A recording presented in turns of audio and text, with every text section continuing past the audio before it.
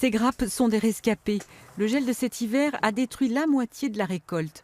Les nouveaux exploitants le savent, vivre des vignes de Vuillafans, c'est un pari risqué. Mais l'aventure est tentante. François Aubert a repris un peu plus de 2 hectares de ces parcelles abandonnées depuis la mise en liquidation judiciaire de l'association Ruranime. C'est plutôt aussi un coup de cœur pour la vallée de la Loue en général que j'apprécie bien. J'avais d'autres projets éventuels dans le Jura ou en Haute-Saône pour reprendre des vignerons proches de la retraite. Mais là, de voir des vignes qui sont tout près de chez moi, pas très loin de Besançon, à reprendre éventuellement, voilà, je me suis dit, je me lance dessus tout de suite, quoi. Faire vivre un patrimoine, c'était aussi l'objectif de l'association Ruranime. Dans les années 90, elle a replanté la vigne qui avait disparu au fil des ans. Un travail de titan, un élan associatif et au final, un crève-cœur.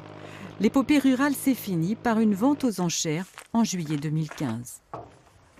Aujourd'hui, tout a été mis en œuvre pour réussir et la SAFER a joué un rôle clé. C'est son métier. L'organisme achète les terres, les réorganise et les cède aux exploitants. Regardez, là c'était avant. Chaque couleur représente un propriétaire.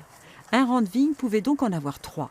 Désormais, c'est beaucoup plus simple. Nous avions une dizaine de familles et à l'intérieur des familles avec des indivisions très complexes, avec des successions aussi qui n'avaient pas été réalisées. Donc il a fallu retrouver les héritiers et puis faire en sorte de présenter le projet de la SAFER de ce réaménagement et la volonté qui était de faire en sorte que ce patrimoine perdure dans le temps et puisse permettre à des jeunes viticulteurs de vivre de leur métier demain. Pour leur première récolte, les jeunes vignerons peuvent compter sur un raisin de qualité.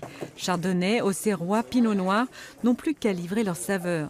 Les premières bouteilles seront débouchées au printemps prochain.